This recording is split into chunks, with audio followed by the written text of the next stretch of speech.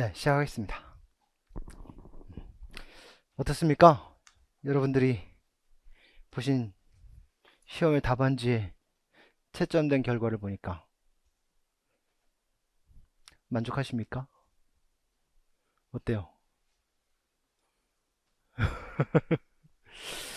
어, 저는 시험 모의고사 형태의 이 영역별 문제풀이를 하기 직전에 이 얘기를 했어요. 아는 건 맞추고 모르는 건 틀리는 건 어쩔 수 없는 거다. 근데 두 가지를 당부했어요. 실수는 하지 말자. 그죠? 그래서 문제에서 요구하는 것, 그 요구하는 것을 정확히 쓰자라고 얘기했고요. 근데 그 부분에서 또 실수가 나왔더라고요. 예. 그래서 그런 부분들을 놓치면 너무 아깝잖아요, 점수가. 예. 그래서 그런 생각이 좀 들었고, 아직 좀 그런 것 좀 트레이닝을 좀 해야겠다라는 생각이 들었어요. 그래서 그거는 분명히 이제 바뀔 수 있는 부분이니까. 예. 그 다음에 또 하나는 음, 문제는 까다롭지 않은 문제들로만 선정이 되어서 낸 겁니다. 까다롭지 않은 영역들에서만 문제가 출제되어진 거예요.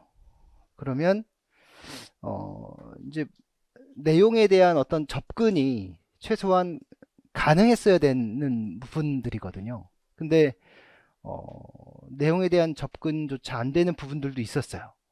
답안지를 채점하다 보니까. 그래서 그 부분은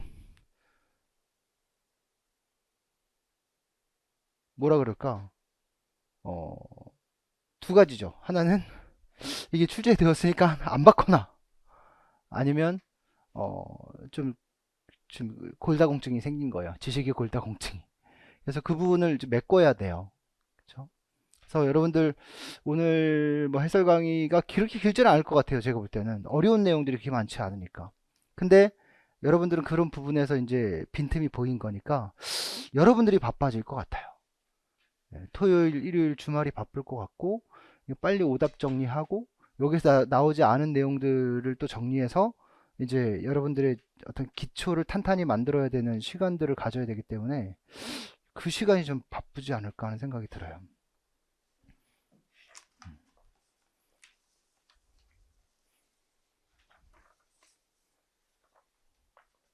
초상났어, 초상났어. 지금 분위기가. 자, 보겠습니다.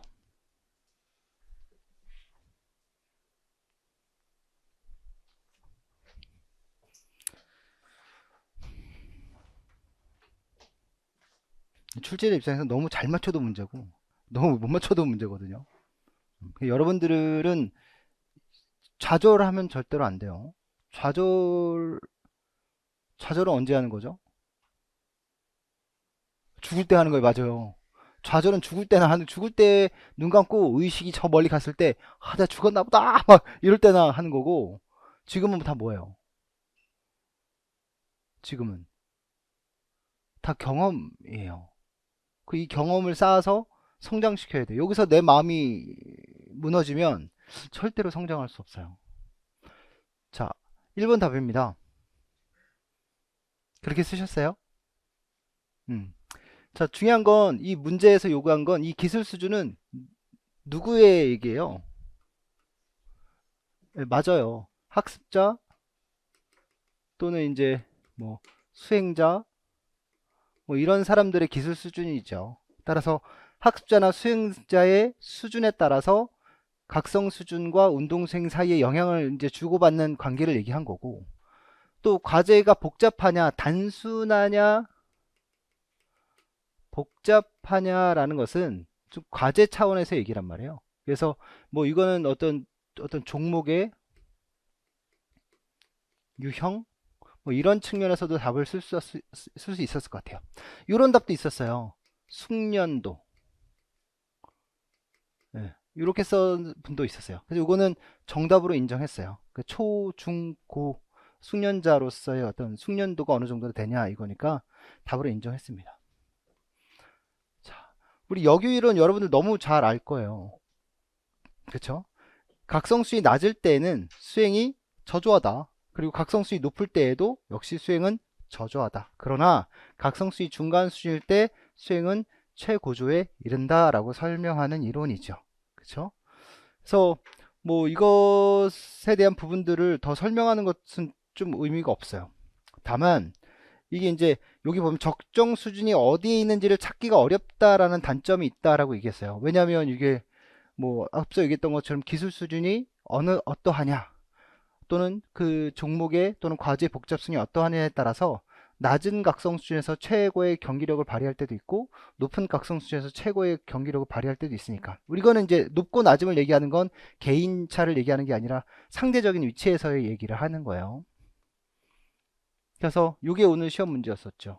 초보자, 중급자, 숙련자에 따라서. 그러니까 이런 말을 어떻게 표현할 거냐. 이런 게 이제 키워드잖아요. 앞서 얘기했던 뭐 숙련도. 왜 글씨를 이렇게 쓰게 되지? 숙련 또는 뭐 숙달. 또 어떤 단어가 있을까요? 기술 수준, 뭐 능력 수준, 능력에 따라서. 뭐 이렇게 하면 다 유사 정답으로 인정될 수 있을 것 같은데 일단은 우리가 이걸 가지고 공부를 했으니까 이게 가장 1차적인 키워드가 되어야 되는 거예요. 그죠? 네. 그 다음에 과제의 복잡성 얘기할 때 단지 기술 수준 얘기하면 뭐가 빠진 거예요? 우리는 주체가 빠지잖아요. 그러니까 그 주체를 염두에 둬야 되는 거죠. 그쵸? 그 다음에 과제의 복잡성 또는 과제의 어떤 유형 뭐 이런 측면에서 우리가 생각을 해봐야 될 것 같아요. 그쵸? 네. 실수하지 맙시다. 아직 안 나온 문제니까 비슷하게 나오긴 했지만 두 번째 문제 사회인지 모형 반드라의 사회인지 모형에서의 문제예요. 우리 그거 기억나요? 우리 효능기대 결과기대 차이가 뭐예요? 효능기대 나는 할 수 있다. 그쵸? 그럼 결과기대는 뭐예요? 그런 결과가 예상된다라는 거예요. 그럼 나는 내가 어떤 무엇을 할 수 있다라고 생각이 되면 그 행위를 할 것이고 그럼 그런 행위를 하게 되면 좋은 결과가 예상이 되어진다라는 거죠. 따라서 내가 어떤 무엇인가를 할 수 있다 라고 생각한다면 분명히 행동으로 옮겨질 거고요. 그럼 그 행동을 믿고 하게 된다면 결국 그 결과가 예상되어진다라는 거예요. 그렇죠? 그래서 여기서 보면 자기 효능감을 효능기대라고 한다. 한편 반대 자기 효능감과 함께 결과기대라는 개념을 도입해서 결과기대는 어떤 행동이 특정 결과를 가져올 것이라는 개인의 예상을 말한다. 우리가 이제 야구에서 얘기니까 지금 문제 상황에서 투수가 공을 던지려고 해요. 예를 들면 야구 경기 투수가 타율이 높은 타자를 상대할 때 그래 할 수 있어 한번 해보자 라고 해요. 그럼 타자는 타율이 높은 사람일 수도 있고 타율이 낮은 사람일 수도 있잖아요. 근데 내가 연습 동안에 어떤 스트라이크 존에 구석구석으로 공을 던졌어요. 나는 구석으로 공을 잘 던질 수 있어. 나는 그런 걸 많이 연습해 왔어. 그럼 그런 행동을 하겠죠. 강한 타자이든 약한 타자이든지 간에. 근데 니은을 보니까 예를 들면 투수가 평소 실시하던 투구를 실제 경기 장면에서 그대로 수행할 수 있다면 있게 된다면 경기에서 승리할 수 있을 것이다. 그러면 나는 그런 투구를 던질 수 있었고 나는 구석 어딘가로 공을 던질 수 있다라는 강한 믿음을 갖고 있고 그렇게 되면 좋은 결과 저 사람을 삼진으로 잡을 수 있을 거다라고 생각하고 그 행위를 하게 된단 말이에요. 그렇죠? 그러니까 나는 공을 던질 수 있고 던지게 되면 저 사람을 삼진으로 잡을 수 있다. 효능 기대와 결과 기대가 이어지면 자신감 있는 투구를 할 수 있게 되죠. 그렇죠? 그래서 시험 문제 나온다면 이런 문제는 아직 안 나왔잖아요. 그러니까 나온다면 요 정도 수준에서 나올 가능성이 굉장히 높은 거고 일단 1단계 수준으로 얘기한다면 그러나 좀 더 높은 단계 수준에서 문제를 낸다면 요 단계 수준에서 문제를 낼 거예요. 네. 그러니까 자기 효능감 즉 효능 기대와 결과 기대에 맞추어서 어떠한 행동이 나타나느냐에 대한 얘기인데 일단 가장 중요한 건 효능 기대도 높고 결과 기대도 높을 때예요. 보면 자 효능감 높음, 효능 기대 높음, 결과 기대 높음 어떤 행동을 해요? 자신감 있는 행동하죠. 자 여러분 어떤 스포츠 상황에서 굉장히 자신 있게 행동하는 사람들은 어때요? 연습을 많이 했고 좋은 성공적인 결과를 분명히 얻어봤던 사람들일 거예요. 그렇죠? 반면에 효능감도 낮고 결과 기대도 낮아요. 왜냐하면 나는 무엇도 할 수 없고 성공 경험을 해본 적도 없어. 그럼 당연히 어떻게 되겠어요? 무관심하고 포기하게 되겠죠. 그쵸? 또 하나, 여기 하나 더 볼게요. 자기 효능감 낮음. 나는 뭔가 해본 적이 없어. 나의 능력이 어느 정도 좋은지에 대한 믿음은 없어요. 근데 뭐냐면 결과 기대 높아요. 잘 되길 바래요. 그러니까 우리가 임용시험을 준비할 때 나는 열심히 공부를 하지 않았으면서 합격하고 싶어 하는 마음이 있다면 바로 여기가 해당되죠. 예. 그럼 그런 사람들이 결과는 좋지 못한 결과 나올 게 뻔하잖아요. 그러니까 어떻게 되겠어요? 우울해질 수밖에 없는 거죠. 자기 비하할 수밖에 없는 거고. 그래서 만약에 A 상황과 뭐 B 상황과 C 상황과 D 상황을 만들어 놓고 여기에 선수들의 어떤 성향들을 놓고 이것을 효능 기대와 결과 기대를 묶어서 여기 B 상황에 있는 사람들은 효능 기대도 높고 결과 기대도 높다. 그러나 무관심에 있는 무기력한 사람이 있다라면 효능 기대도 낮고 결과 기대도 낮다. 이게 극단적으로 문자를 낼 수도 있겠지만 뭐 이쪽으로 가게 되면 효능 기대 낮은데 결과 기대가 높은 경우 이렇게 우울감과 자기 비하에 빠지게 된다. 이렇게 얘기할 수 있겠죠. 자, 이러는 것은 모의고사에서 실제 모의고사에서 출제를 하겠습니다. 그쵸? 예. 그럼 맞출 수 있겠죠? 그럼 이것도 공부하시고 이것도 공부하셔야 되는 거예요. 자, 그 다음에 3번 문제. 우리 여기서도 한번 살펴보면 우리 효능감에 대한 정보원 얘기할 때 누가 가장 영향이 큰 정보원이에요? 당연히 이렇게죠. 그죠? 예, 이건 것도 뭐 아주 쉬운 건데도. 자, 3번 문제 정답입니다. 외향성은 다 잘 맞히셨더라고요. 근데 이제 니은 같은 상황이 당황스러운 거예요. 근데 우리는 문제 지문에서 이런 내용을 언급했었거든요. 예. 그러니까 우리가 최적 경험이나 자기 목적적 경험이다 라고 얘기한다면 우리 문제에서 뭐라고 얘기했어요? 문제 한번 읽어볼게요. 문제도 안 읽고서 지금 한다.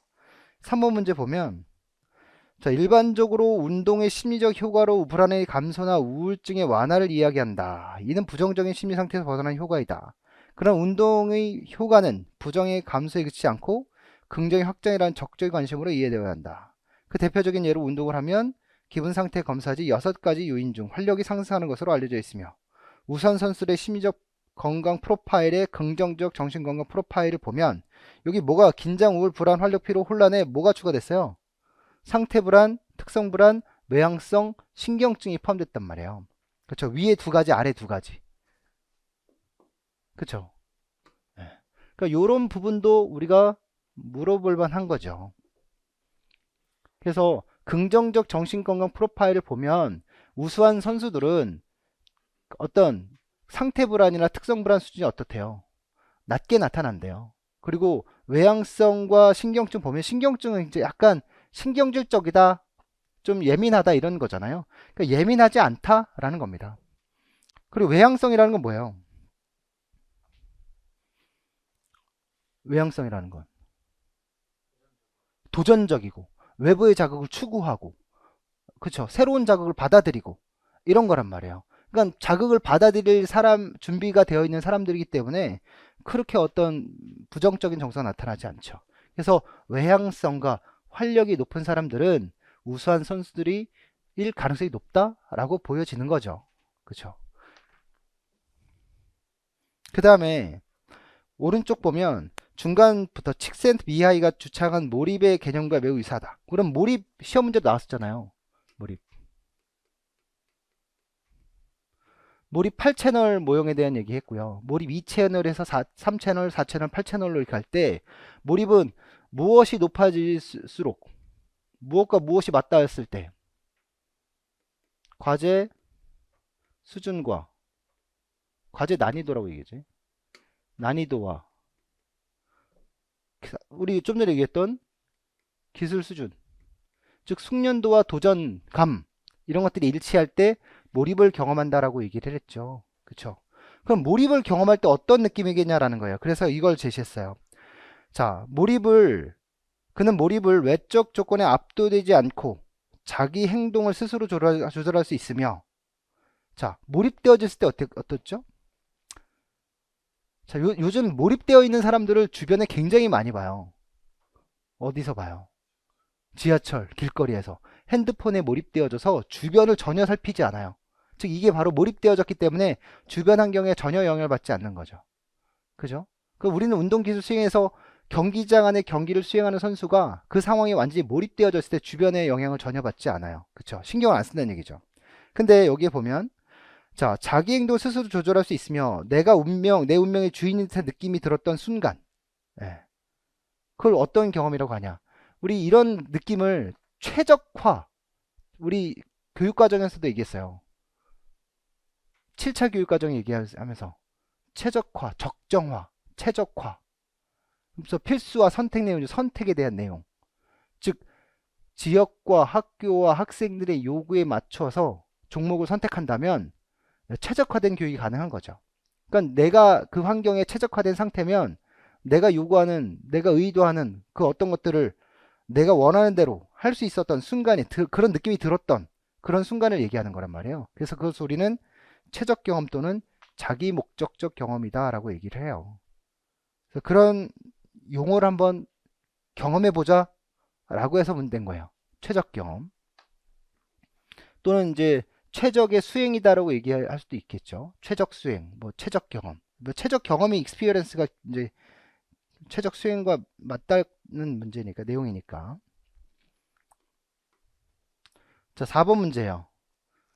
자, 기억을 동기로 쓸 것이냐 조정으로 쓸 것이냐에 대한 부분이었는데 그냥 막연하게 보면 이거 스타이너의 이론을 생각할 수 있었을 것 같아요. 문제에서 보면 이같이 혼자보다 집단에 속해 있을 때 더 게을러지는 현상을 링겔만 효과라고 하는데 집단의 잠재 능력보다 실제 능력이 줄어드는 이유는 이렇게 얘기했을 때 이제 링겔만도 떠올렸을 거고 스타이너 이론을 떠올렸을 거란 말이에요. 스타이너의 집단의 실제 생산성은 어떻게 결정돼요? 잠재적 능력 마이너스 집단 과정 손실이란 말이에요. 그 집단 과정 손실에 동기 손실도 있고 조정 손실도 있으니, 근데 문제에서 실제 능력이 줄어드는 이유는 각각의 무엇이 감소하기 때문이다. 자, 여기서 스타이너 이론.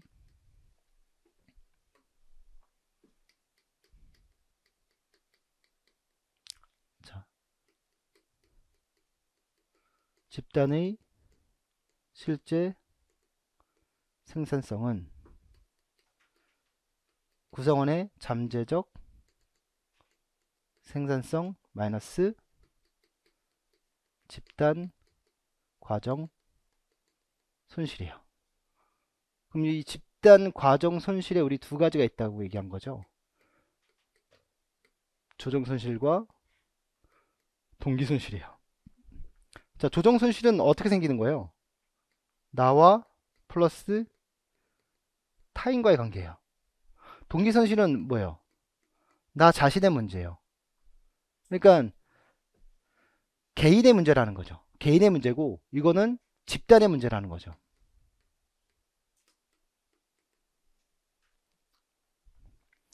자, 문제에서 각각의 무엇이 감소하기 때문이다 라고 얘기했으니까 이건 개인적 문제일까요? 집단적인 문제일까요? 개인적인 문제겠죠. 그래서 이 동기 손실 요걸 언급한 겁니다. 그래서 다 잘 쓰셨어요.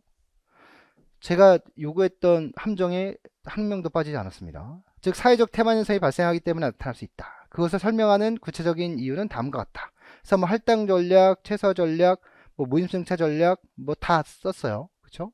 예. 그다음에 이거 제목은 넣어주고 안에 내용을 넣어주지 않으려고 그랬는데 그것도 넣어드렸습니다.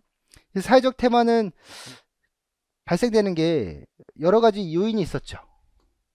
우리 사회적 태만이 발생하게 되는 어떤 여러 가지 전략들, 우리 할당 전략, 최소 전략, 반문사 전략이 있는데 우리 사회적 태만 현상이 나타나게 되면 이걸 극복해야 되는데 가장 핵심적인 극복 방법이 뭐겠어요?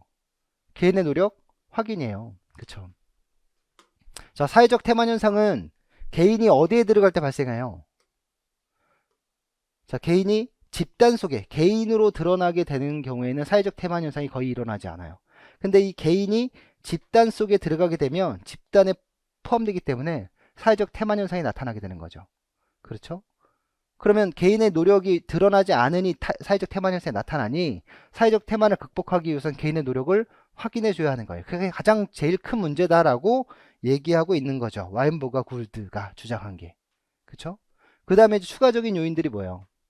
여기서 나온 것처럼 사회적 태만 허용사항을 규정하거나 또는 선수와 대화하거나 개인의 공헌을 강조하거나 이건 이제 부수적인 얘기들이에요. 그쵸? 그래서 뭐 시험 문제 나온다고 하면 뭐가 나오겠어요? 뭐 이건 무조건 1순위가 되는 거고 뭐 이런 상황들도 우리가 흔하게 볼 수 있는 상황은 아니죠. 그러니까 선수가 힘들어서 잠시 쉬고 있는데 너 왜 훈련 안 하니? 이렇게 얘기하면 너 왜 열심히 안 하니? 이렇게 얘기할 수도 있는 거잖아요. 근데 거기에 대해 우리는 뭘 얘기하라는 거예요? 잠시 쉬었다 할 수 있어. 쉬는 것은 태만한 게 아니라 너의 컨디션 조절을 위해 필요한 거야. 그러니까 그런 부분을 일정 부분을 쉴 수 있게 만들어 줄게. 우리 자동차 고속도로에서 운전하면 어떤 경우가 그에 해당될까요? 뭐 졸음 쉼터라든가 뭐 휴게소라든가 그런 거죠. 예. 선수와 대화하기, 선수와 대화하기, 사회적 태만 현상이 나타나는 이유 중에 개인적인 문제들도 있을 수 있잖아요.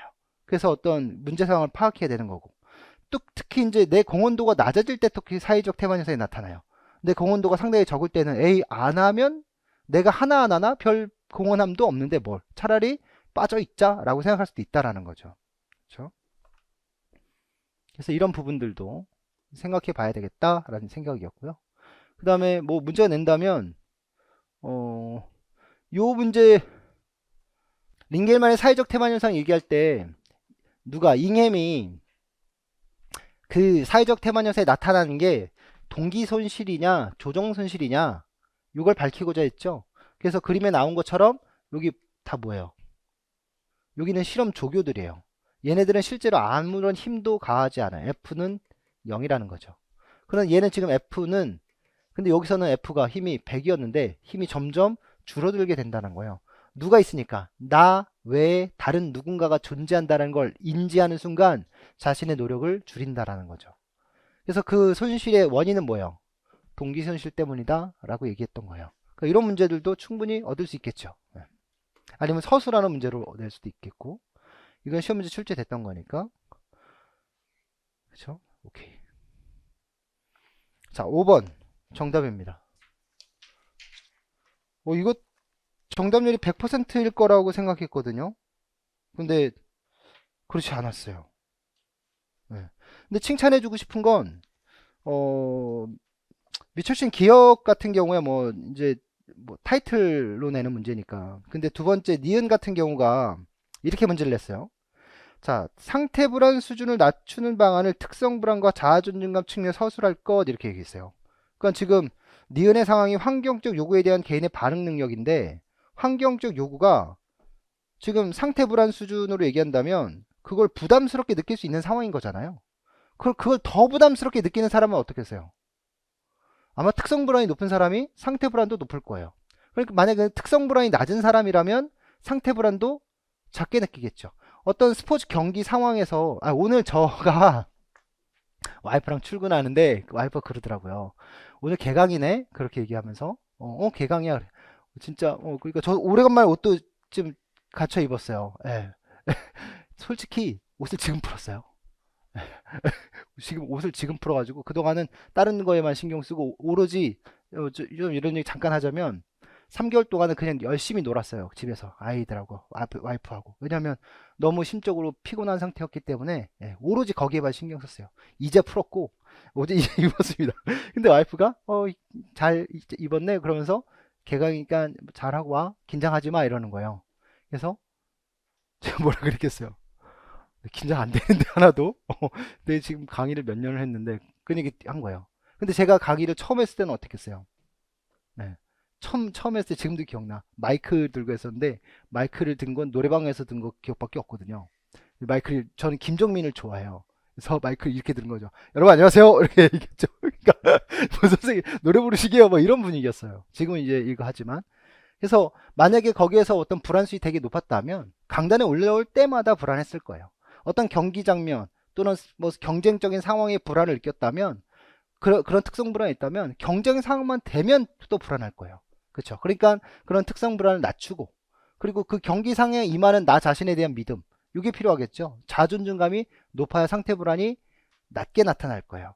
그래서 이거는 여러분들 다 정답으로 맞추셨더라고요. 그 다음에 미출친 이거 A, B, C, D 매크로스 스트레이트 과정이니까 이거는 순서가 되게 중요한 거잖아요. 근데 이거는 100%가 아니더라고요. 그래서 일단 여기서부터 보면 우리 스트레스에 대한 문제는 여러 번 출제가 됐었어요. 그쵸? 그 다음에 뭐 유해 스트레스냐 쾌적 스트레스냐 이런 거 디스트레스 유 스트레스 문제도 언급될 수 있는 거죠. 근데 이런 것들은 전환 이론 측면에서 언급이 됐던 말이에요. 커의 전환 이론에서. 그러니까 이런 부분은 이렇게 단편적으로 나오지는 않을 것 같고요. 근데 스트레스 과정이 나온다라면 분명히 이 단계가 언급돼야죠. 그렇죠? 그래서 상황적 요구가 있을 텐데 상황적 요구는 신체적으로 올 수도 있고 심리적일 수도 있잖아요. 네. 제가 지난주에 저기 갔다 온다 그랬잖아요. 서대문 형무소. 아, 거기 놀라운 일이 하나 있었어요. 서대문 형무소 갔는데 그 도슨트라 그러죠. 박물관에서 그 설명해주는 안내해주는 분을 도슨트라고 하는데 한 70대 후반의 도슨트가 오신 거예요. 연세 드신 분이. 그래서 얘기 듣고 이제 아무튼 얘기 듣다가 지하 감옥을 이제 탁 그 고문장을 하는데 고문장을 설명해 주시는데 거기서 저는 울었어요. 근데 고문장에 개인 감옥이 있더라고요. 서서 이제 들어가는 그 감옥. 근데 이 키가 맞춰서 키 작은 키에서 큰 키로 이제 키 높이로 이제 조절 그 있는데 딱 들어가면 아무것도 움직일 수가 없어요. 예, 근데 거기에 1시간 있는 것도 힘든데 1시간? 뭐 1분 1초 있는 것도 힘들겠죠. 재성이는 1분 들어갔다가 울었어요. 예, 근데 이틀 3일씩 있는데요. 그럼 이제 거기서 탁 나올 때는 피가 다 몰려가지고 사지가 마비가 돼서 문을 그냥 열면 앞으로 꼬꾸라져서 죽는다 그러더라고요. 그래서 그것도 전문가가 막 그 문을 열면서 사람을 끄집어낸다고 하더라고요. 그럼 그 안에 들어갔을 때 이 사람은 어떻겠어요? 우리 민족지사, 독립운동가들 그 안에 갇혔다가 어땠겠어요? 나는 신체적으로 아무것도 할 수 없고 심리적으로 아무것도 할 수 없으니까 어마어마한 스트레스를 경험하겠죠. 예, 그 어마어마한 스트레스인데 그 상황을 내가 통제할 수 있어요, 없어요? 통제할 수 없으니까 더 힘들었을 거예요. 전 그걸 떠올리니까 문제를 내놓고 그걸 떠올리니까 너무 눈물이 나더라고요. 자, 상황적 요구가 이래요. 근데 상황을 내가 지각했어요. 근데 나는 어때요? 특성 불안도 되게 높고 자아 존중감도 되게 낮아요. 그럼 어때요? 반응은 스트레스 반응 극도로 높을 거예요. 그렇죠? 그러면 그 행동은 뭐 미치기 일보 직전이겠죠. 그러나 다만 상황적 요구에 내가 가질 수 있는 특성 불안 수준이 낮고 자아 존중감이 높다면 그럼 반응은 스트레스 반응보다는 다른 행동이 나타났겠죠. 유관순 열사님의 그 감옥을 갔었거든요. 근데 그 유관순 열사님께서 그 감옥에서 이제 그 항거할 때 독립운동할 때 그 해설 도슨트가 이렇게 얘기하더라고요. 일본의 입장에서는 유관순 열사는 또라이라고. 예, 일본의 입장에서는 그렇게 표현하시는 거예요. 그 얘기 뭐냐면 손가락에 침을 박히고 손톱을 뽑히고 손가락을 부러뜨린 상황에서도 옥중에서 만세를 외쳤으니까. 그리고 독방에 갇히고 또 나와서도 또 만세를 외치니까. 예, 그런 거였었죠. 그러니까 그런 어떤 상황적 요구에 개인의 능력이 일치가 된다면 반응은 스트레스 반응으로 나타나지 않겠지만 일치되지 않는다면 스트레스 반응으로 나타나게 될 거예요. 그렇죠? 그래서 단계가 어떻게 됐어요? A는 어때요? 상태 불안 수위 높아지면 집중력의 변화가 생기거나 근긴장 수위 높아지기도 한다. 이건 스트레스 반응으로 나타난 거죠. 세 번째 단계죠. B는 특정 환경의 요구가 개인에게 작용하는 것으로 이러한 환경의 요구는 신체적일 수도 있고 심리적일 수 있다. B가 첫 번째죠. 우리가 이제 직면한 스포츠 경기 상황에서의 스트레스 상황은 자, 예선전 경기에 어때요? 상황적 요구가 심리적으로 불안해요, 불안하지 않아요? 별로 불안하지 않아요. 근데 결승전이다 라고 얘기한다면 그 불안 정도는 굉장히 커질 거예요. 그렇죠? C. 신체 또는 심리적인 환경 요구에 대한 개인의 반응 능력이다. 그건 나의 능력인 거죠. 나의 그 불안 수준은 어떠하고 나 스스로에 대한 믿음은 어떠하냐라는 얘기죠. 그래서 특성 불안 수준이 낮고 자아 존중감이 높을수록 반응 능력은 그러니까 불안 수준은 낮을 것이다 라는 거고요. 반대이면 불안 수준이 높겠죠. D. 스트레스를 받았을 때 나타나는 실제 행동을 의미하는 것으로 특정 과제 수행 시 성격적 특징에 따른 불안 수준에 따라 선수의 결과는 다르게 나타난다. 그러니까 D가 지금 마지막이죠. 그래서 운동 수행과 불안을 설명할 때는 그 불안적인 상황이 어떠한 운동 수행이라는 결과물로 나타나게 될 것이냐를 설명하는 것들이잖아요. 그래서 지금 상황을 보면 어때요? 이분은 굉장히 상황적 요구에 대해서 개인이 어떻게 지각하고 있는 거예요? 예, 별로 불안하게 느끼지 않는 거예요. 그러니까 이 줄 위에서 생활이 뭐 일상생활이니까 특성 불안성이 굉장히 낮을 거고 자존감도 굉장히 높은 거죠. 근데 우리 유격 훈련할 때 여기 올라간 사람들 보세요. 요 사람은 꽤 익숙한 사람인가 봐요. 얘는 어때요? 얘는 되게 불안해 보여요. 그러니까 얘는 지금 특성 불안도 되게 높고 한번 떨어져 본 경험이 있었다면 더 줄에 바짝 매달리게 되겠죠. 그렇죠? 그래서 상황적 요인 얘기하면 시합의 불확실성, 시합의 중요성 얘기하는데 결국에 이제 경기 결과가 불확실하거나 시합이 자체가 굉장히 중요한 시합이다라고 얘기한다면 심리적인 부담은 그만큼 크다라는 얘기겠죠.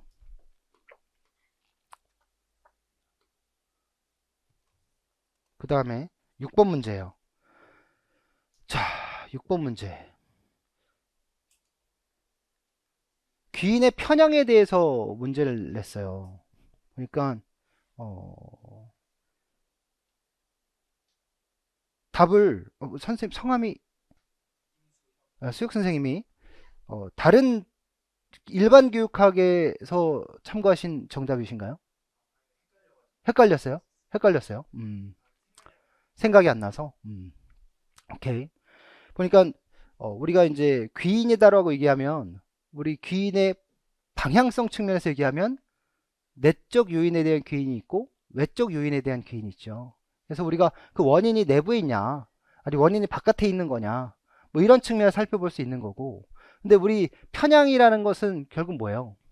오류가 귀인, 그러니까 귀착, 원인이 어떤 행위 결과에 대한 원인을 잘못된 곳에 돌렸을 경우에 우리는 오류라고 얘기하는 거고, 그런 행동 성향을 보이는 걸 편향이라고 얘기를 해요. 그래서 우리 기본 그러니까 오류 그 귀인의 편향을 얘기할 때 네 가지 정도 예를 들죠.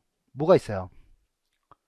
현저성 편향이 있고, 기본 오류 귀인이 있고, 해기자 관찰자 편향이 있고, 자기 본의적 편향이 있단 말이에요. 그렇죠? 자, 현저성 편향. 자, 이거는 뭐냐면 자기 자신에게 어떤 원인을 돌리는 게 아니라 외부의 원인을 돌리는 거예요. 외적 요인에. 그 외적 요인의 원인을 돌리는데 그 외적 요인이 어떤 요인이에요? 가장 두드러지고 가장 눈에 띄는 거, 가장 나에게 영향을 많이 줄 것 같은 상황들. 그죠? 그러니까 쉽게 얘기하면 이런 경우 있잖아요. 경기가 결과가 누구 때문에 졌어 이렇게 얘기하는데 그 누구 때문에라고 얘기하는 그 A라는 사람을 예를 들면 그 A의 행동이 자꾸 눈에 거슬렸어, 자꾸 눈에 띄었어. 근데 경기 결과 졌어. 그럼 누구 때문에 진 거예요? 눈에 거슬리게 했던 걔 때문에 진 거예요. 걔가 원인은 아닌데 자꾸 눈에 주의를 끌었던 그 행동 때문에 결국 졌다라고 얘기한다면 그건 잘못된 거잖아요. 걔 때문에 진 건 아닐 수도 있는데 그게 현저성 편향이에요. 그래서 가장 두드러지게 얘기하는 게 뭐예요? 골키퍼가 골을 먹었어요. 그쵸? 골키퍼가 골을 먹었으니까 가장 두드러진 자극이란 말이야. 그러니까 골키퍼 너 때문에 진 거야. 이렇게 얘기하면 이게 현저성 편향이에요. 근데 골을 먹은 이유는 나머지 그라운드에서 뛰고 있는 선수들이 수비를 잘 못해서 골을 먹었을 수도 있는 거잖아요. 그러니까 결국에 원인은 골키퍼가 아니라 뭐 수비의 부족이라든가 뭐 공격수의 실수라든가 이런 쪽으로 돌릴 수도 있는 건데, 그렇죠? 만약에 다른 사람이 이렇게 골키퍼 예를 들지 않고 수비수가 헛발질을 하는 바람에 골을 먹었어! 라고 얘기한다면, 그래서 졌어! 그럼 그게 가장 두드러진 자극이라고 얘기한다면 그게 바로 현저성 편향인 거예요. 그렇죠? 기본 오류기인이다라고 얘기하면 우리 기본적 오류기인이라고 얘기하거든요. 이건 뭐냐면 행위자의 내적에 귀인하는 거예요. 그러니까 기본적 오류기인 안에 기본적 오류기인 안에 행위자 관찰자 편향이 있다 이렇게 생각하시면 좋을 것 같아요. 그래서 그러니까 행위자의 내적 속성에 기인하는 거예요. 자, 앞서 문제 축구 상황에서 태클을 했어요. 누가? 그 태클을 해서 내가 다쳤어요. 근데 다친 나는 어떻게 해요? 저 사람 나한테 태클한 이유는 지금 경기 상황에서 내가 공격을 하고 있고 내가 공격해서 뚫리게 되면 자기네가 골을 먹게 되는 상황이니까 지지 않기 위해서 어쩔 수 없이 나한테 태클한 걸 거야. 아유, 저건 정당해. 이렇게 생각하겠어요? 아니죠. 저 새끼 어제도 그제도 맨날 경기할 때 보면 승질 더러워가지고 맨날 저렇게 행동하는 애인데 오늘도 더러운 성격 그대로 나타나네 이렇게 생각한단 말이에요. 그쵸? 이게 뭐예요? 그 사람이 처한 상황 때문에 어쩔 수 없이 했을 수도 있음에도 불구하고 행위자의 성격적인 측면에 영향을 돌리는 거예요. 그것을 기본 오류 기인이라고 얘기해요. 그러면 행위자 관찰자 편향은 뭐냐? 행위자는 어디에 기인해요? 내적 속성이 기인해요. 근데 미안해요. 잘못했어요. 행위자 자신은 외부적인 상황에 기인하죠. 근데 관찰자는 행위자의 내적 속성 문제다라고 바라봐요. 예. 그러니까 이런 거죠. 행위자는 나는 경기 상황상 어쩔 수 없이 이렇게 행동한 거야 라고 얘기할 수도 있고, 근데 관찰자가 바라볼 때에는 저 새끼 성질이 더러워서 저럴 수도 있어 라고 얘기할 수도 있는 거죠. 예. 그러니까 나는 바깥 상황 때문에 그렇게 한 건데, 지금 바라보는 사람은 나의 내부적인 상황으로 문제를 돌리기도 한다라는 거예요. 그렇죠? 이런 게 바로 행위자 관찰자 편향이죠. 자, 문제 한번 읽어볼게요. 자, 경락이가, 자, 이렇게 문제 안 읽어도 되죠? 왜냐면 우린 지금 다 봤으니까 이것만 중요한 것만 해서 하면 되잖아요. 90대 91로 졌어. 박빙의 승부였는데 후반전이 시작되고 바로 얻은 자유투를 준호가 모두 실패하는 바람에 지고 만 거야. 물론 그게 주된 원인일 수도 있겠지만 눈에 띄는 이러한 것들을 가지고 결과의 원인으로 돌리는 건 바로 현저성 편향이죠. 니은에 경기 내내 나를 집중 수비하던 상대편 수비수가 내가 레이업을 시도하기 위해 점프를 뛸 때 몸이 밀어서 그래서 다리를 다친 거야.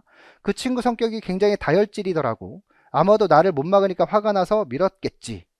그러니까 그 사람이 처해진 상황을 무시하고 그 사람의 성격이나 이런 부분에 초점을 돌리고 있는 거죠. 이걸 우리는 뭐라 그래요? 기본 오류 기인이라고 얘기하죠. 또는 근본적 오류 기인이라고 얘기도 하고요. 뭐 기본적 오류 기인이라고 얘기하기도 해요. 다시 한번 볼까요? 기인할 때 행위자가 처한 상황을 무시하고 행위의 원인을 행위자의 내적 속성으로 돌리는 것이다. 그렇죠. 그러니까 내가 바라볼 때, 관찰자가 바라볼 때 이 사람 내적인 문제다라고 얘기하는 거예요. 자, 세 번째 경락이가 디귿에 말씀은 전술적으로 준호가 유용하게 쓰일 수 있기 때문이라고 말씀하시는데 뭐 있겠어? 항상 준호를 이뻐라 하시니까 경기에서 실수를 해도 교체를 안 하신 거지. 뭐가 이쁘다고? 자, 전술적으로 준호가 유용하게 쓰일 수 있기 때문이라고 말씀하시는데, 그럼 이거 어떻게 바라본 거예요?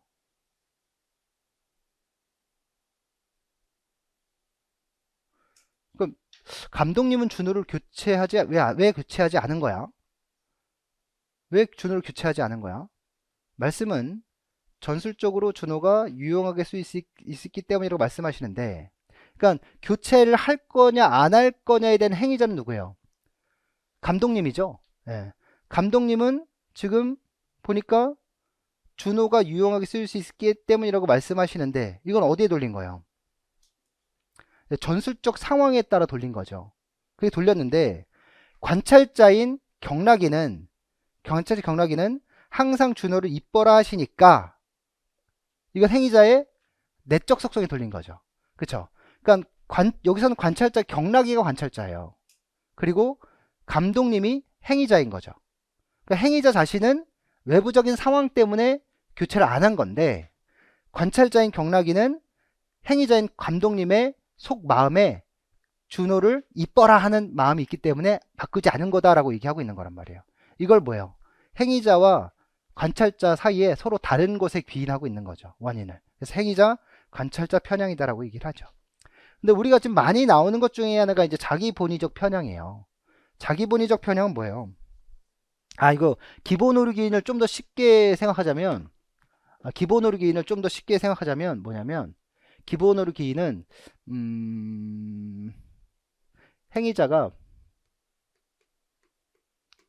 내적인 어떤 상황도 있을 것이고 외적인 상황도 있을 거 아니에요. 지금 뭐 자신의 어떤 성격적인 부분들도 있을 것이고, 지금 경기의 어떤 급박한 상황, 뭐 경기가 종료되기 직전이고 뭐 거의 골을 먹기 직전의 상황, 뭐 이런 것들도 있겠죠. 근데 이런 외적인 상황은 어떻게 낮추고 내적인 것을 높여서 원인을 돌리는 게 바로 기본 오류 기인이에요. 처해진 상황보다도 이걸 좀 높게 보는 거죠. 자, 자기 본의적 편향. 자기 본의적 편향은 어떻게 하는 거예요? 잘 되면 내 탓, 안 되면 남 탓이에요. 그러니까 잘된 것은 내 쪽으로 원인을 돌리고 잘못된 것은 외 쪽으로 원인을 돌리는 거예요. 좋은 건 뭐예요? 이게 내로남불인데, 좋은 건 뭐예요? 긍정적으로 해석하면 일단 자기의 정서나 이런 손실이 줄어들 수 있다라는 거죠. 예. 그리고 자기 고향을, 자기의 어떤 자존감을 높일 수 있는 거죠. 물론 삐뚤어진 자존감일 수도 있겠지만 실패에 대한 정서적 손실은 줄일 수 있어요. 그래서 우리 기인할 때 실패에 대해서는 이렇게 좋은 바람직한 기인은 아니지만 될 수 있으면, 만약에 일시적으로 감정의 정서적 손실을 줄이기 위해서라면 이쪽 부분에 기인해라, 외적 속성에 기인해라, 이렇게 얘기를 하죠. 자, 바람직한 기인을 얘기할 때 지금 결과가 어땠어요? 그래서 졌어요. 실패했어요. 근데 여기서 뭐 이렇게 얘기하고 있어요. 다음 경기에서 좋은 결과를 만들어내기 격나게 해야 할 바람직한 기인은 뭐냐? 맨날 탓하고 뭐만 하고 이럴 게 아니라 우리 열심히 노력하자, 이런 기인 해야 되는 거 아니겠습니까? 그러니까 우리 팀 스스로가 다음에는 이길 수도 있을 것이라는 걸 가지고 열심히 노력하자. 내적, 통제 가능한, 그리고 안정적, 불안정적 노력이죠. 그리고 이런 불안정적인 노력보다는 이제 더 안정감을 높이려면 일관된 노력을 하게 되면, 이제 이거 같은 경우는 일관된 노력은 이제 불안정한 패배 상황이라기보다는 성공적인 상황을 계속적으로 만들어내기 위해서는 일관된 노력을 계속 해야 된다라고 얘기를 하겠죠.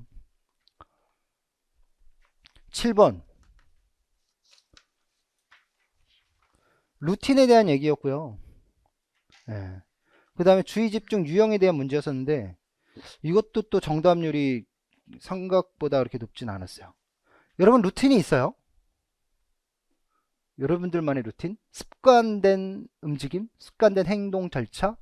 왜 그런 습관된 행동, 우리 특히 태권 선생님 한번 여쭤볼게요. 경기에 시합에 나가시거나 이럴 때 태권 선생님만의 루틴 있습니까? 기억에 남는 게 있으면 좀 소개 좀 해줄래요? 네. 같은 음악? 아, 똑같은 어떤 리스트로 딱 들어요? 뭐 똑같은 음악을 듣는다는 거죠? 뭐, 그럼 난 알아요라는 노래가 있다면 무조건 항상 난 알아요 노래를 듣는다, 이 얘기죠? 오, 그래요? 네, 영상 보면서 가고. 아, 자신의 스윙 영상 보고. 네, 네, 테이핑하고, 스트레칭하고, 네, 네, 네, 화이팅하고. 세부적으로 더 많은 절차들이 있어요. 근데 그거는 경기하고는 관련 없는 일이잖아요. 그죠? 근데 아마도 경기는 이미 뭐 음악을, 이어폰을 꽂고 영상을 보는 것부터 경기의 시작인 거죠. 근데 그게 흐트러진 경우가 있나요? 음악을 못 듣게 되거나 뭐. 거의 없어요. 거의 항상 지키나요? 왜 그걸 거의 항상 지켜요? 음악을 꼭 들어야 되는 거예요? 음악을 못 듣게 된다고 생각해 봅시다. 그럼 이거 굉장히 지금 중요한데, 어, 한 번도 그런 걸 어겨본 적이 없기 때문에, 만약에 그걸 못하게 된다, 음악을 못 듣게 되고 영상을 못 듣게 되고 막 이런 상황이 발생됐다. 왜 불안해지는 게 생겨요? 왜? 그게 어느 순간 그 경기라는 장면에 그 이전의 수행들이 경기와 연관되어 있기 때문이에요. 즉 경기와 관련 없는 행위를 경기와 관련 지어서, 이것은 경기는 내가 통제할 수 없는 부분이잖아요. 근데 경기 이전의 루틴은 내가 통제할 수 있는 부분이란 말이에요. 그럼 내가 통제할 수 있는 부분을 일관성 있게 해내면 그 경기 결과도 그렇게 될 것이다라고 믿을 수 있는 거예요. 그러니까 어떻게 해요? 의식적으로 무의식적으로 그 행위를 하는 거죠. 그래서 루틴을 해야 하는 행위는 이거예요. 말 그대로 과제와 경기와는 관련 없는 생각들이 관련 있는 생각으로 이어지게 만들어주는 거예요. 그래서 루틴을 하는 거죠. 그러니까 루틴대로만 하면, 연습 때 루틴처럼 그 성공적인 수행을 했어. 그럼 실제 경기 상황에서도 연습 때 루틴처럼 그대로 하는 거죠. 스즈키 이치로가 매일 아침마다 메이저리그에서 전설적인 존재가 되었잖아요. 근데 스즈키 이치로가 매일 아침마다 경기 당일날 먹는 아침 식사가 뭔지 알아요? 카레예요, 카레. 예. 경기 당일날 항상 카레를 먹어요. 왜? 그 카레를 먹었을 때 자기는 탈이 없다라는 거예요. 그래서 항상 카레를 먹는데요. 그럼 카레를 안 먹으면 어떻게 될까요?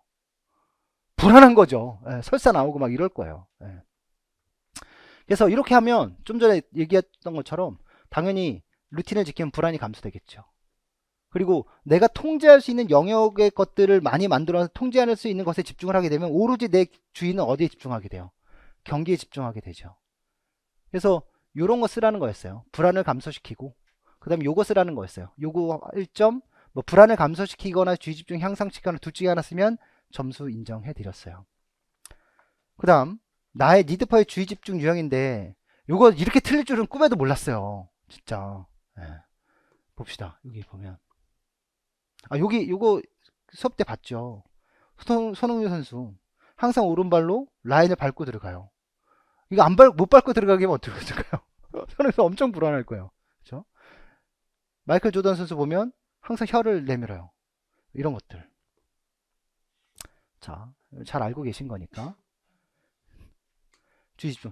여기 그림에 나온 것처럼 외적, 내적, 넓고, 좁고, 정보가 많고, 적고, 주의의 어떤 방향성과 범위에 대한 얘기였어요. 이건 시험 문제로 출제됐던 거고. 그래서 광의적이다, 넓다 라고 얘기하면 광의, 외적이다. 즉 상황 파악이었죠. 요거 먼저 해야 되잖아요. 여기서 보면 뭐예요? 나로 나와 있었고 무엇과 연결될 수 있어요? 니은과 연결될 수 있어요. 나는 볼 치기 전에 바람의 방향, 홀과의 거리, 벙커의 위치, 나무, 습 등. 이게 보여요. 바람, 방향, 거리, 벙커 위치. 광의적인 정보들인 거죠.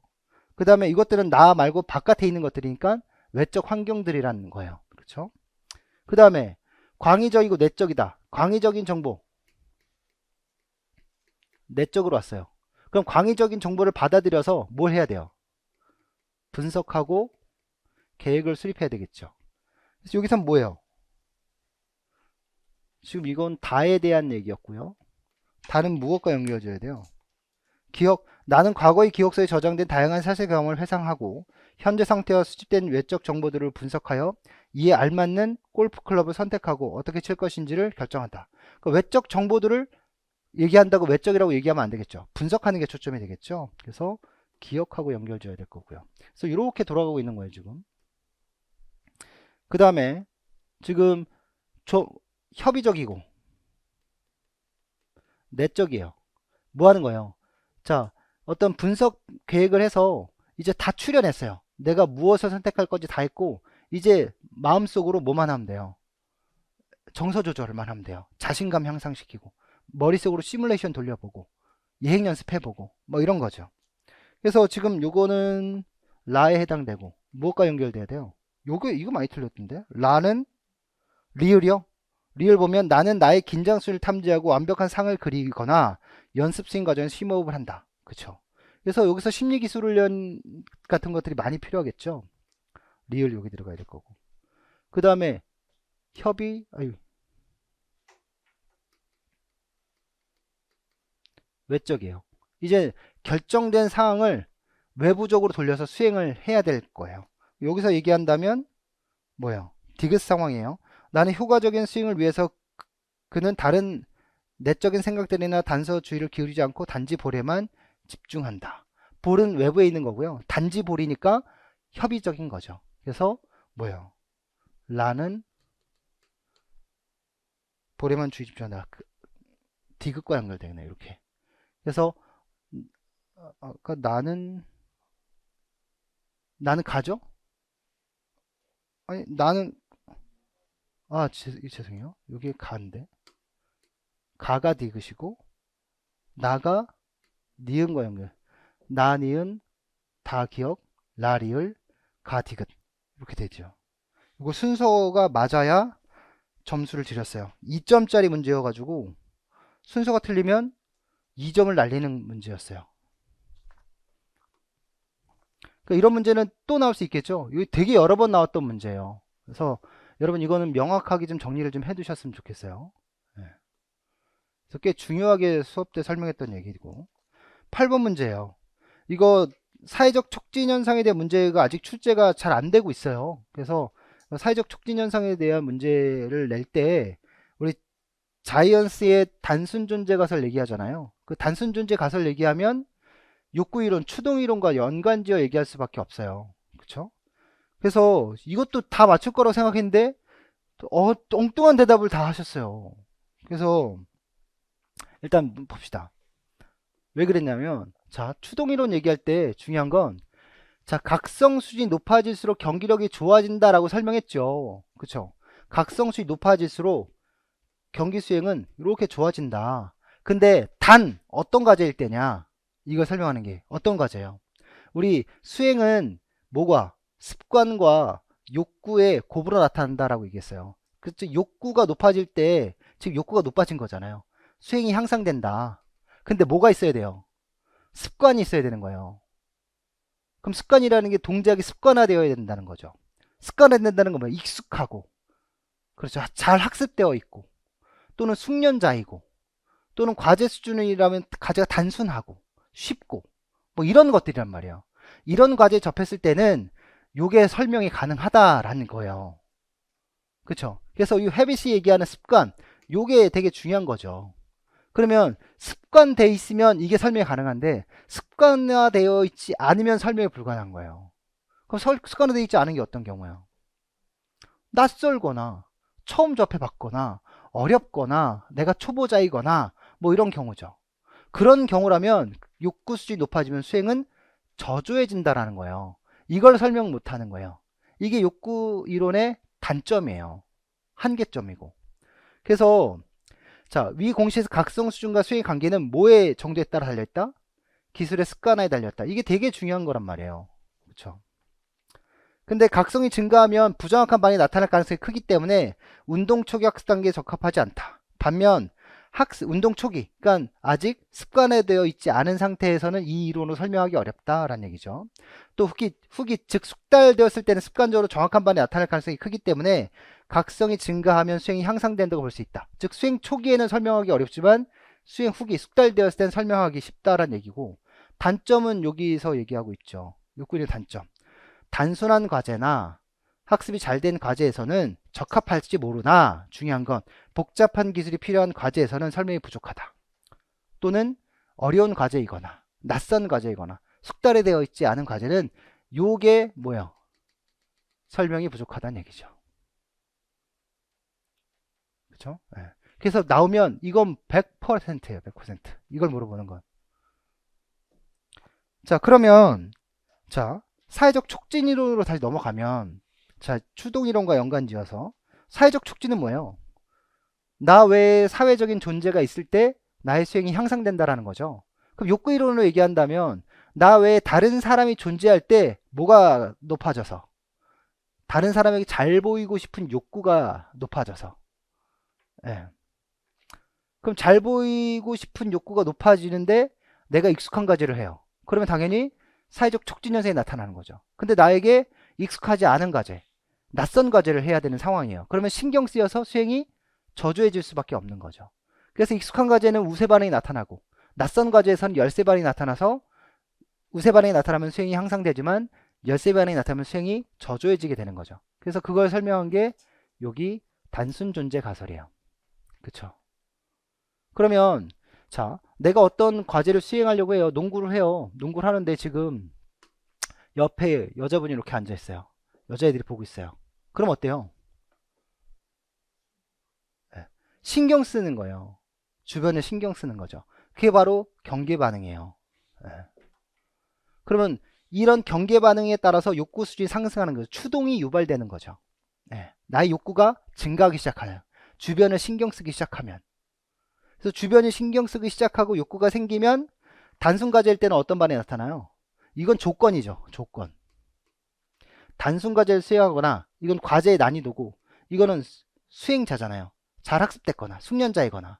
그러니까 조건에서는 과제의 수준이 낮고 숙달된 수행자일 경우에 어떤 반응? 우세 반응이 나타나서 수행이 향상되지만, 또는 과제 수준이 복잡하고 수행자의 수준이 낮을 경우, 또는 미숙한 수행자일 경우에는 열세 반응이 나타나서 수행이 저조해진다라고 얘기하고 있어요. 코로나19 사태 때 프로 선수들이 경기장에서 경기를 해요. 근데 할 맛이 안 난대요. 왜 할 맛이 안 나겠어요?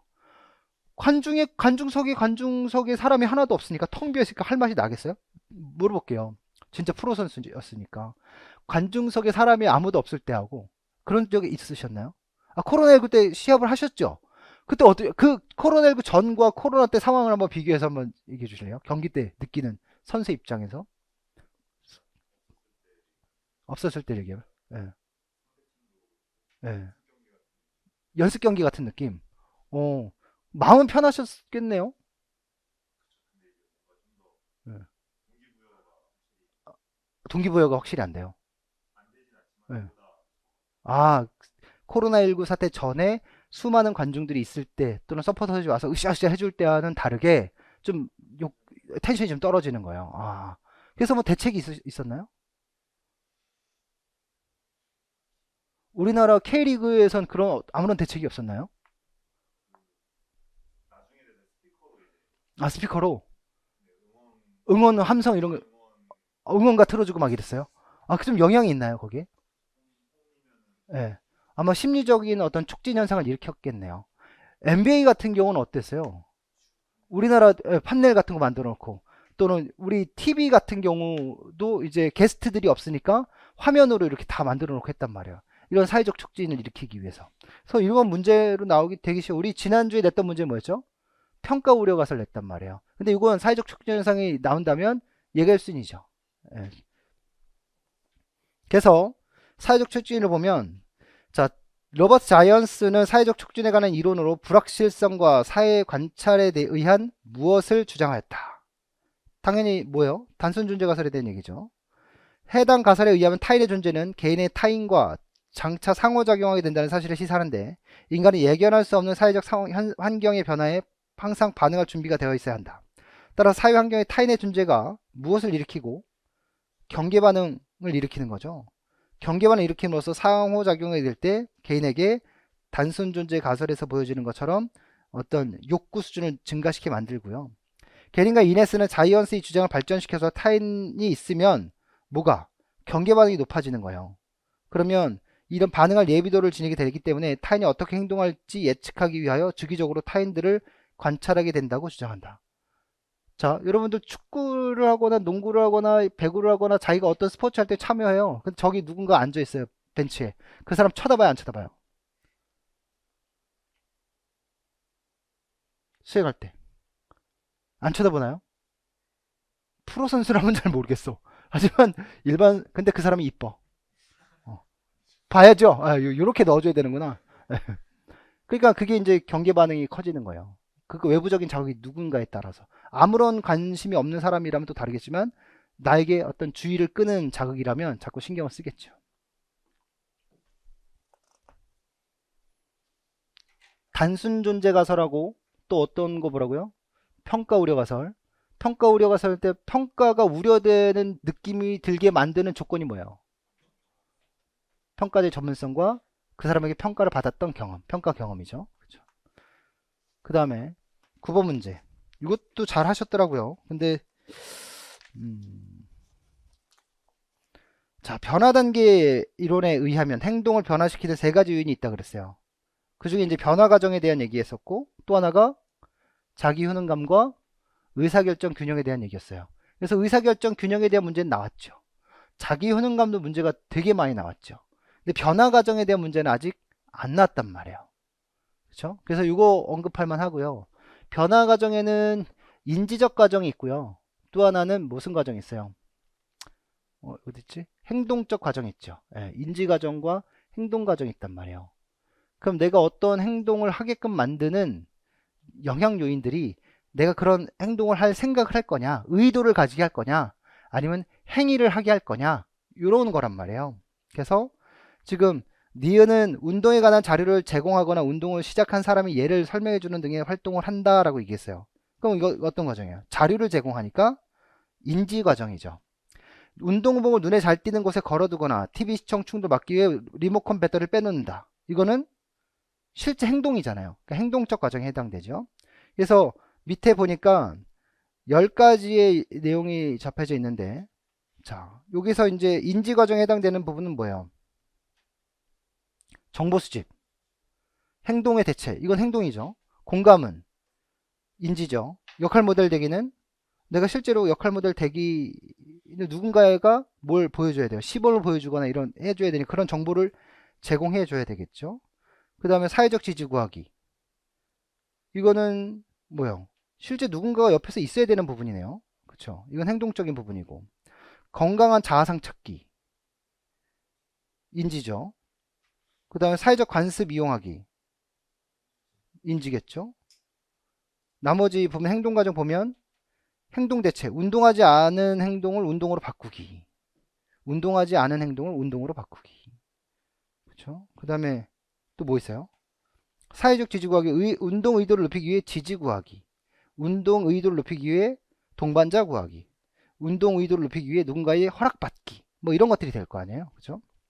그 다음에 보상받기. 8번 보면 변화를 추구하는 것에 대해 스스로 보상하거나 남으로부터 보상받기. 그쵸? 내가 열심히 했으니까 월급의 일부분, 용돈의 일부분을 나를 위해 쓰거나, 그쵸? 누군가에게 보상을 받거나. 그 다음에 단서 활용하기. 운동을 잊지 않고 할 수 있도록 단서를 활용하기. 근데 이 단서 활용하기도 중요한 게 의사결정 단서가 될 거냐, 행동 단서가 될 거냐. 그러니까 프롬프트가, 그러니까 어떤 생각을 하게 만들 것이냐, 인지적인 생각을 하게 만들 것이냐, 행동으로 이끌어낼 거냐라는 거예요. 그러니까 우리가 뭐 지금 앞에 위에서 운동복을 눈에 잘 띄는 곳에 걸어두었다라고 얘기하면 일단 인지적으로 뭔가 운동을 할까? 라고 할 생각이 들 것이고 아마 그런 것은 아마 운동하러 가게 된 행동을 이끌 가능성이 굉장히 높은 거죠. 그 다음에 전념하기, 운동을 생활하겠다고 약속하기. 이런 것들은 다 이제 행동과 관련된 부분이죠. 그래서 이런 것 좀 잘 구분하는 문제였었고요. 그래서 이건 다 문제로 출제됐던 부분이고 인지, 체험 과정, 행동 과정에 대한 부분들 이렇게 다시 구분해 드렸으니까 다시 한번 잘 확인했으면 좋겠어요. 그 다음에 10번 문제 리더십 문제예요. 이것도 할 말이 좀 있어요. 자, 가상을 먼저 보면 운동 경기에서 승리를 최고의 가치라고 인식하고 있던 피교사는 이렇게 있으니까 피교사는 어떤 스타일의 리더십을 갖고 있어요? 어떤 과제지향적 리더십이네요. 그렇죠? 따라 그 학생들의 요청에 따라 학교 스포츠클럽 농구팀을 이끌고 대회를 출전하게 됐대요. 근데 피교사는 평소 학생들에게 두터운 신뢰를 얻고 있었기 때문에 이렇게 얘기하고 있으니까 지도자와 성원의 관계는 상당히 양호한 거예요. 그죠? 그러면 일단 리더십의 유관 모형의 상황적 호의성 측면으로 얘기한다면 상황 1, 2, 3, 4에 해당하는 거죠. 그죠? 그 다음에 그렇게 해서 대회를 나갔는데 대회를 마친 결과는 참담하게 했대요. 왜 그런 결과가 나왔을까 알아보니 그동안 학교 스포츠클럽 농구팀은 중구난방으로 운영되어 있고 그럼 과제 구조가 비구조화됐다는 얘기예요. 그러면 상황 3, 4에 해당하는 거겠죠. 근데 또 농구팀에 대한 학교의 지원이 부족한 물론 교사에게 학생 선발에 대한 결정권도 없었대요. 지도자의 직위 권력이 약한 상황이래요. 지금 상황 4에 해당하는 거죠. 그쵸? 그럼 여기서 보면 상황 1, 2, 3하고 7, 8 같은 경우는 그러니까 상황 1, 2, 3, 7, 8은 어떤 리더에게 과제지향 리더에게 적합한 사회적 상황이에요. 근데 4, 5, 6과 같은 경우는 관계지향적 리더에게 적합한 사회적 상황이라는 거죠. 그럼 상황적인 호의성과 지도자의 리더십 유형이 일치될 때, 부합될 때 집단의 어떤 성과가 가장 높게 나타난다고 설명하고 있는 게 바로 상황부합 이론인데 지금 과제지향 리더를 갖고 있는 피교사가 어떤 상황 4에 있는 관계지향적 리더십을 요구하는 상황에 직면한 거예요. 그러니까 성과가 낮게 나타날 수밖에 없다라고 얘기하는 거죠. 그러니까 결론적으로 아주 쉽게 얘기하면 리더십 스타일과 상황적 호의성이 일치하지 않아요. 그렇죠? 근데 이런 거 쓸 때 여기서 로마 숫자 상황 4라고 쓰는 것과 상황 4라고 쓰는 것과 될 수 있으면 문제에서 이렇게 로마 숫자로 표기되어 있다면 나도 로마 숫자로 표기하는 게 좋아요. 문제에서 표기하는 대로 상황 1, 2, 3, 4 아라비아 숫자로 표기했다면 아라비아 숫자로 표기하면 되는 거고요. 그때 틀렸다는 얘기가 아니에요. 그래야 이제 채점하기가 좀 수월하다는 얘기를 하고 있는 거고. 두 번째 보니까 피교사가 처한 상황에서 리더의 유효성을 증대시키는 방법이니까 지금 문제에서 첫 번째는 지금 부합하지 않아서 성과가 낮아요 이렇게 얘기하는 거니까 그럼 상황을 부합하게 만드세요 라고 얘기하겠죠. 당연히 뭐가 있어요. 리더하고 상황이 불일치돼서 성과가 낮으니 리더와 상황을 일치시켜라라고 얘기하는 거 아니에요. 그렇죠. 그러면 불일치되는 상황을 일치되는 상황으로 만들려면 어떻게? 리더를 바꾸거나 상황을 바꾸거나 둘 중에 하나라는 거죠. 그럼 리더는, 즉 피교사는 리더십을 어떤 리더십을 발휘해야 돼요? 과제지향적 리더가 아니라 과제지향적 리더십에서 관계지향적 리더십을 해야 상황이 일치되게 만들 수 있는 거예요. 이걸 하거나 아니면 상황을 바꿔야 되는데 조건이 나타났어요. 단 피교사가 자신이 통제 가능한 범위 안에서 제시할 것, 이렇게 얘기했단 말이에요. 그러니까 지금 상황이 양호한데 그걸 굳이 상황을 불량한 상황으로 만들 필요는 없는 거잖아요. 그러면 과제 구조가 명확하냐 불명확하냐 하고 지도자의 직위 권력이 높으냐 낮으냐인데, 여기서 이게 지도자의 직위 권력이 지금 어떻게 얘기했어요? 예, 학교의 지원이 부족함은 물론 이렇게 얘기했으니까 지도자의 직위 권력은 피교사가 통제할 수 있는 거예요, 없는 거예요? 통제할 수 없는 거예요. 근데 그걸 쓰면 정답으로 인정할 수 없는 거죠. 그럼 통제할 수 있는 부분은 오로지 그 뭐밖에 없어요. 중구난방으로 운영되는 팀을 체계적으로 운영하는 피교사의 노력이 필요한 거예요. 그렇죠? 그래서 그걸로 써야 정답을 인정하고 그 외에 다른 걸 썼으면 채점을 할 수가 없는 거죠. 이해되세요? 네. 그렇게 썼어요? 그렇게 안 썼어요? 네. 그래서 그런 부분들. 그래서 리더십에 대한 얘기하면 상황부합 이론을 여러분들도 되게 어렵게 생각하는데, 상황은 리더의 특성과 일치해야 한다. 이게 가장 핵심적인 얘기고요. 그래서 우리 고통제 상황, 저통제 상황 얘기할 때 통제 상황은 호의성을 얘기하는 거예요. 그쵸? 그러니까 내가 통제할 수 있게 상황이 호의적인가. 그쵸? 그러면 호의성이 중간일 때, 중간 통제 상황일 때는 관계지향 리더가, 고통제 상황이거나 저통제 상황일 때는 과제지향 리더가 효과적이다라고 얘기했던 거고, 그 다음에 여기서 또 얘기했던 게 LPC 척도 점수 얘기했었죠. 그래서 이거 많이 헷갈리니까, LPC 점수가 높은 사람이라면 어떤 리더십? 관계지향 리더십. LP 점수가 낮은 경우에는 과업지향 또는 과제지향 리더십. 그죠? 그러니까 이런 정도는 중요하니까 꼭 이것도 체크해 주시고요. 이런 형식으로 모의고사 때는 문제를 출제할게요. 그래서 뭐 얘기가 분분하지만 1, 2, 3, 7, 8은 어떤 리더십? 과제지향 리더. 4, 5, 6 상황은 관계지향 리더를 했을 때 리더가 상황을 이끌 때 집단의 성과가 높게 나타난다라고 얘기하고 있습니다. 11번 문제. 이거 외우셨죠? 상황적 호의성 얘기할 때 뭐예요? 여기가 지도자와 성원과의 관계, 과제 구조의 명확성, 지도자의 직위 권력, 직위 권한, 이거죠.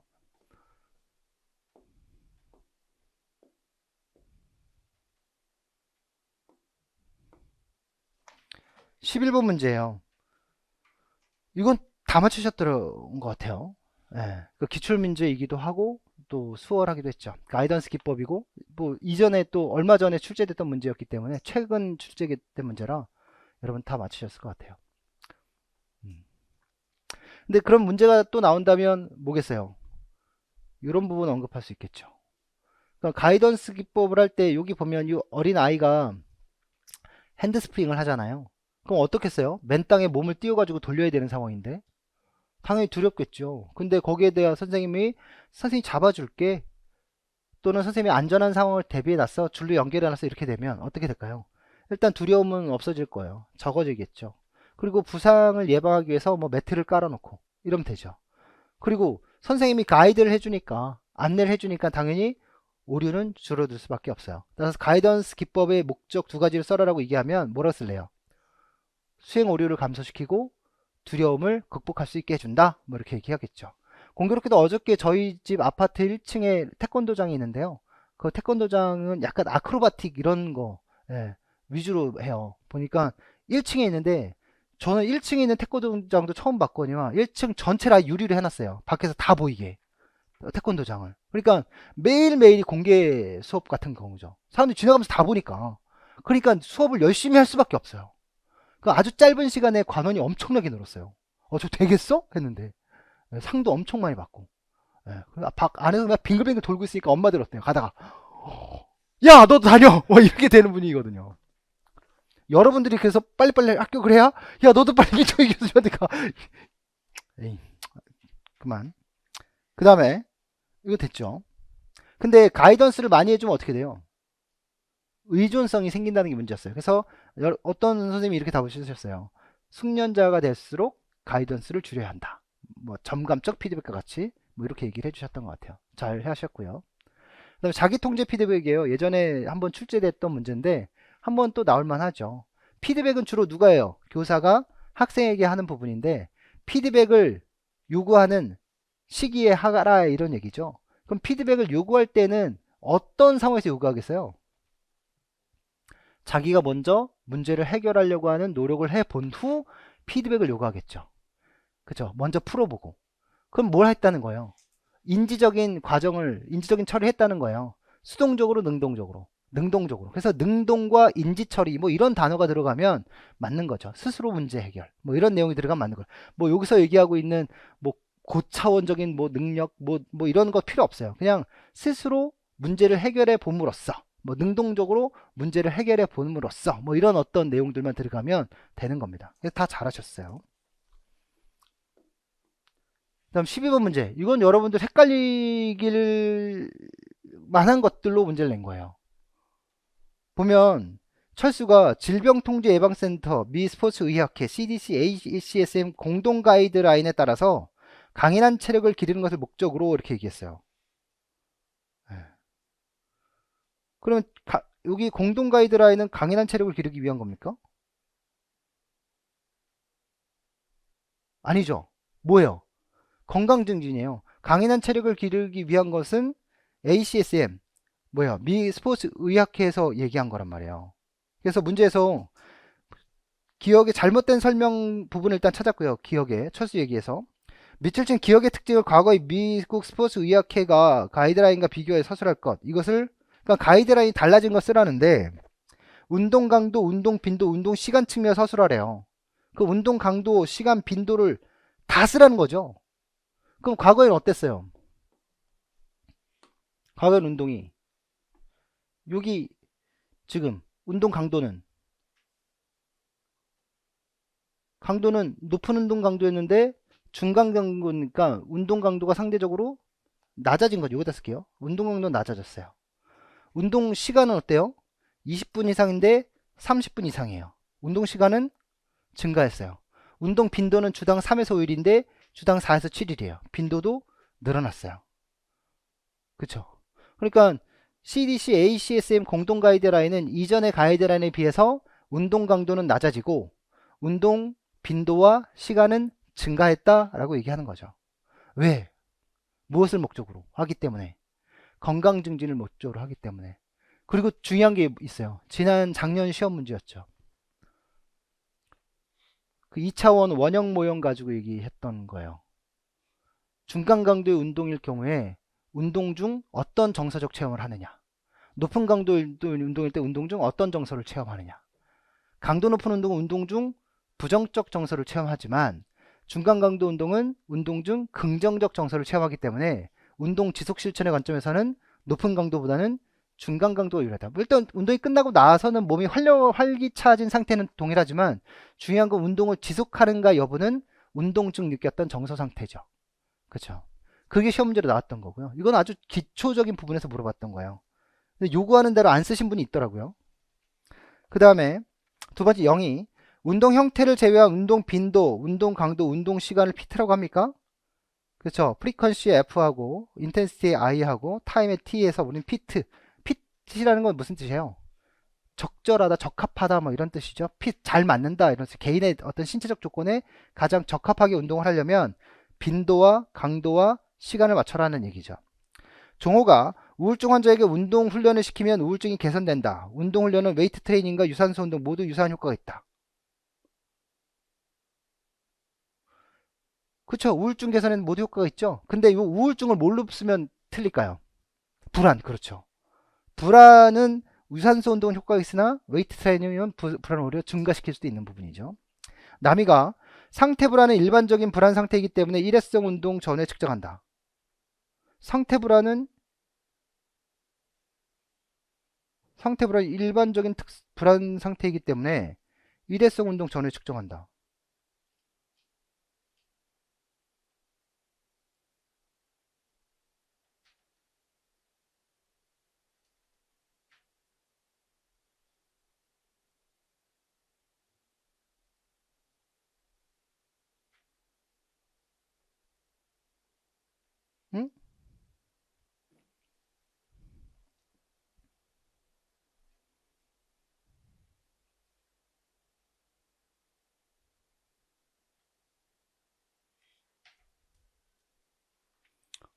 상태 불안은 일반적인 불안 상태이기 때문에 우리 운동을 하면 일회성 운동을 하거나 장기간의 운동을 하거나 하게 되면 불안을 감소시킬 수 있잖아요.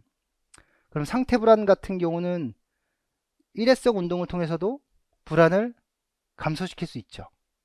근데 특성 불안 같은 경우는 어때요? 장기간의 운동을 통해서 불안을 감소시킨단 말이에요. 그죠? 그럼 상태 불안은 일반적인 불안 상태이기 때문에 일회성 운동 전에 측정한다. 뭐가 틀렸을까요? 일반적인?